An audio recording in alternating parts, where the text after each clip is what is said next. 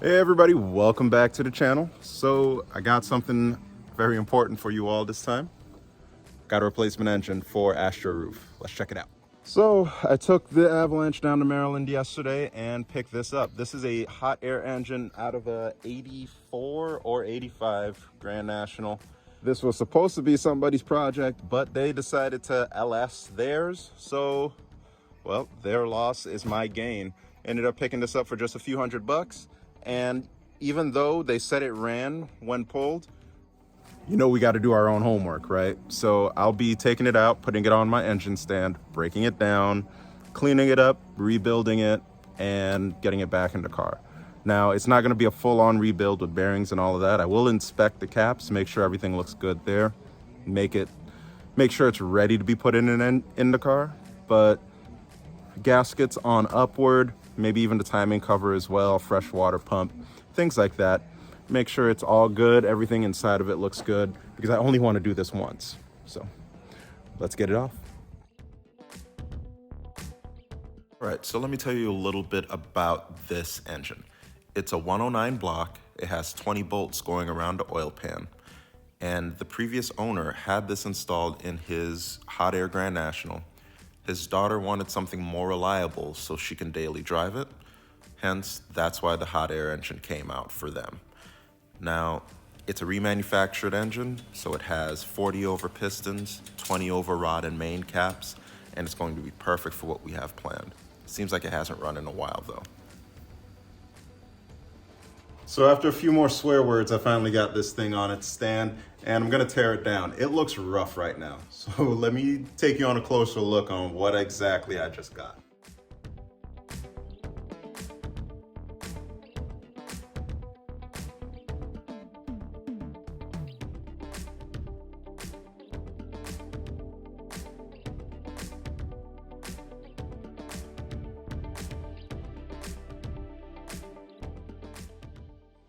Yep, so fair enough, this thing looks rough. What I've got right here, I've got my baggies, I've got my markers so I can label everything, and I'm gonna take apart all the bolts, strip this thing down, and see what the inside condition of this thing is.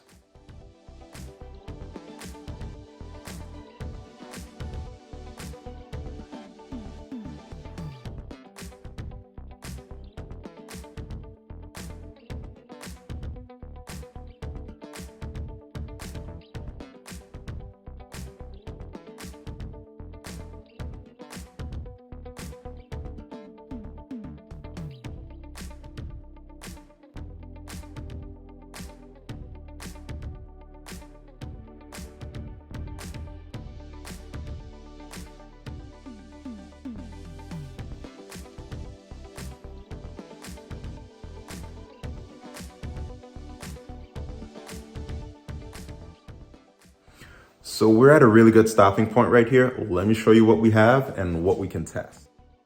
So right now I've gotten the water pump off, I've gotten the heads off, well, the valve covers off, and I'm gonna stop right here so I can perform a leak down test.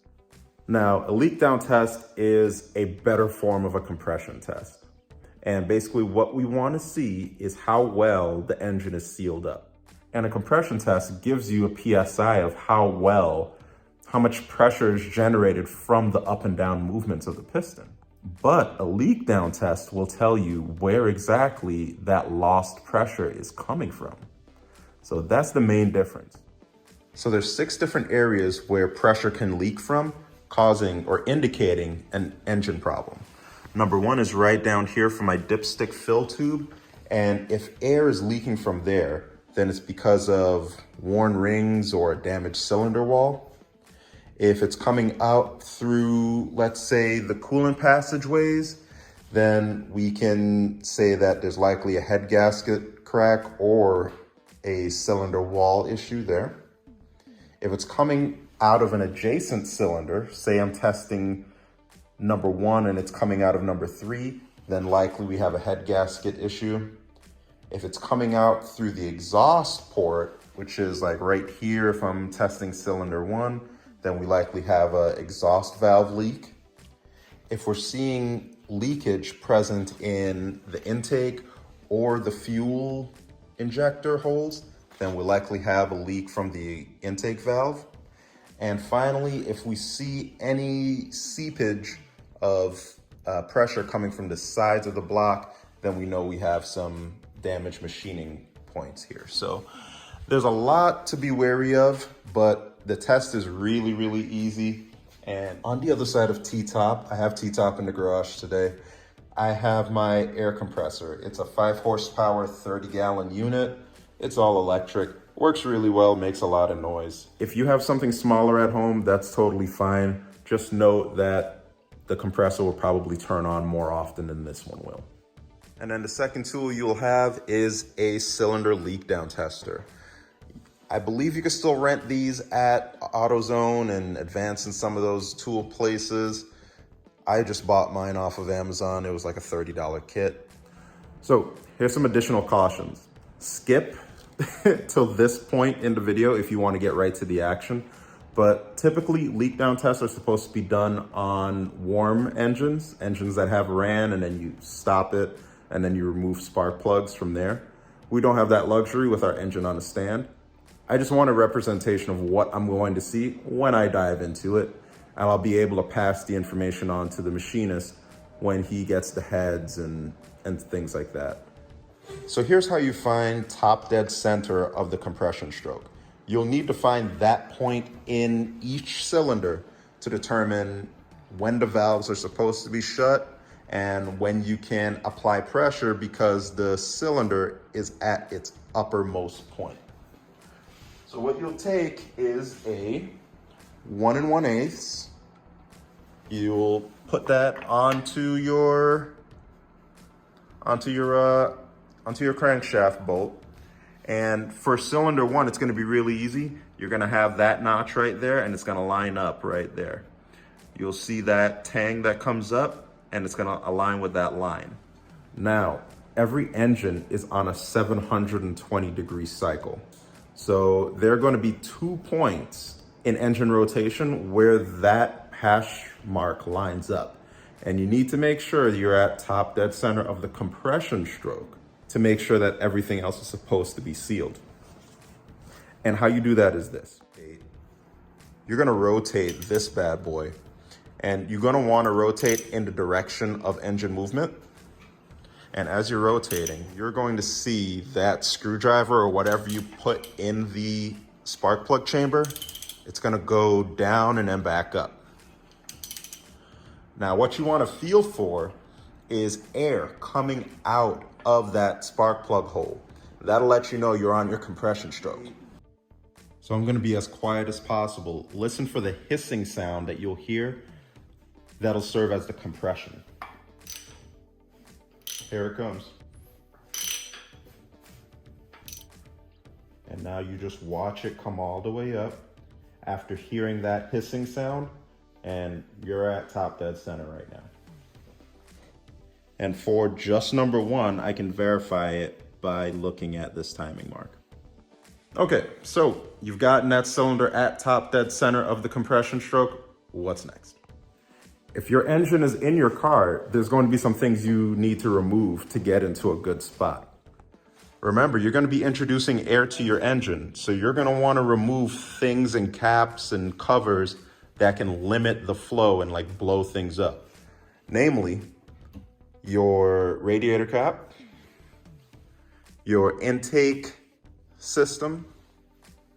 You can leave the exhaust on. Just note that if you're hearing a hissing sound and you can't nail down where it's coming from, check your tailpipe. And then you're gonna wanna take off your oil fill cap as well. One other thing, maybe take off your dipstick tube as well. That may help you. But for me, it's a lot easier because everything's already stripped down. If you're having trouble nailing down what the compression stroke is in your engine, what you can do is remove the rocker arms, and that way all the valves will be closed on the side that the rocker arms are not hooked up to. And that'll serve as a way that you can bypass the compression stroke, because the intake valves and the exhaust valves will be shut, and you can apply pressure to that cylinder, and you can perform your test knowing that the top half of the engine is doing exactly what it's supposed to do. So next thing, you want to remove all your spark plugs and use this top hose right here to screw into your spark plug hole. You may need an adapter such as this or this to get it to align, but I believe the one that comes in the kit looks about right. In case you're curious on what spark plugs came out of the engine, looks like we're using Splitfire. This is like Bosch Platinum 4s. So 4 electrodes, let me get it to focus, there it is. And they all look like this. There are only 5 spark plugs in there, which was one cause for alarm, but oh well. They all look black. They all smell normal, but yeah. So since we're testing number 1, we'll get number 1 here and screwed in. And you don't want to cross thread this, so just take your time, do it right. If it's not lining up perfectly, stop, rewind and try again. And then you get to a point where it's like that, it's pretty firm. You can rotate the hose and nothing else is happening. And you got a really good seal. There is an O-ring on the other side of this, so it does create that seal for you. All right, so I'm gonna use my tool right now. And one thing that's important, some tools do not come with this fitting, so make sure you have a fitting, you're able to put it on and use Teflon tape or Teflon paste even to make sure you have a leak-free seal here. Now, before you hook up your airline, make sure you pull this out and rotate it counterclockwise all the way.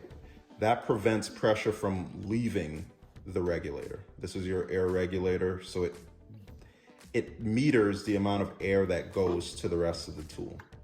So pull it out, make sure it's rotated all the way, and now you can hook up your airline to it.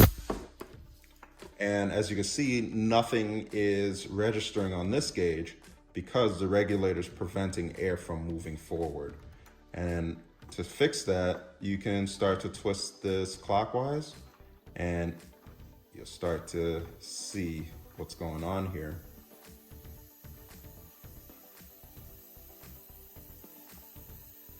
And this is the difference between a good set of gauges and a cheapie set. Look how things change just by applying pressure to this hose. Like, these fittings are brand new. This shouldn't be leaking like that, but it'll still meet the need of what I'm looking for. Just something to note. So before we hook it up, you're going to need to calibrate this tool, which is basically to get this needle on 0.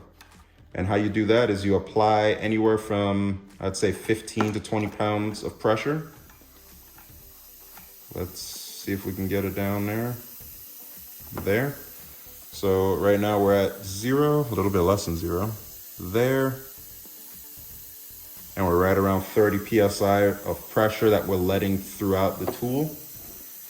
And now I can hook up this end to what I screwed onto the engine and see what changes on the leakage scale. Here's the moment of truth. It's gonna be tricky, but I want you to see it live with me. So here goes. Okay, so we're detecting leakage.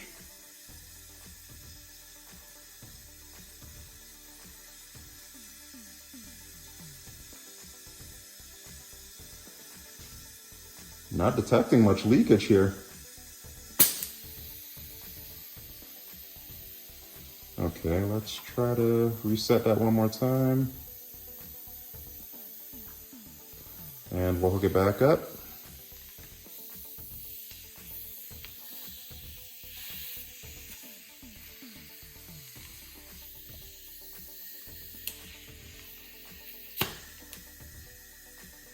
And it looks like we only have about 5% of leakage, which is really, really good.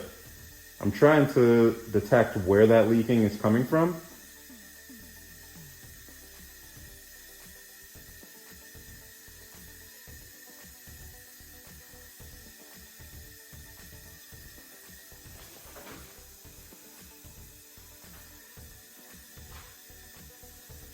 This test may be more effective with the valve covers on.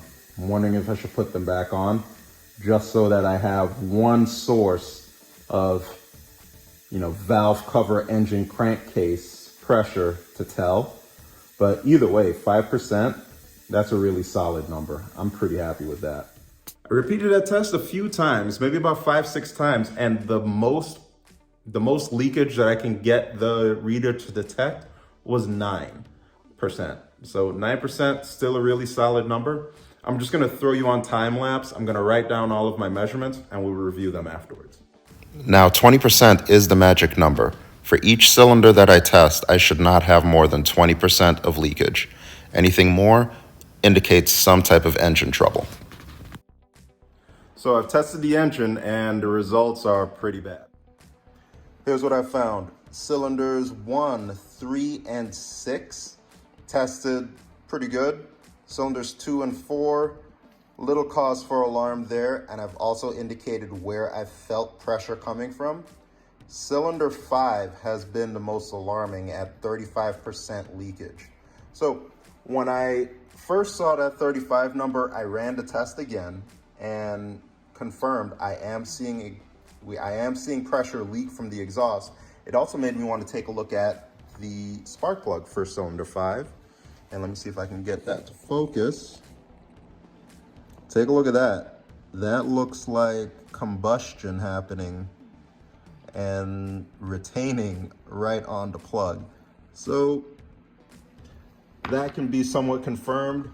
Cylinder 4 had the second highest pressure, and that one looks about the same as the rest of them. So now I'm gonna have some idea of what I should expect when I dive deeper into this engine.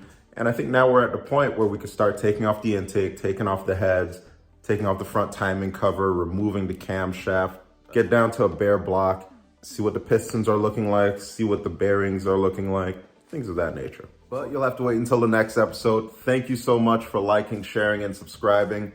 Find me on Instagram, send me your builds. I love to take a look at what you all are building, even if it's not Turbo Regal related. Send them to me. But thanks for watching. Talk to you in the next one.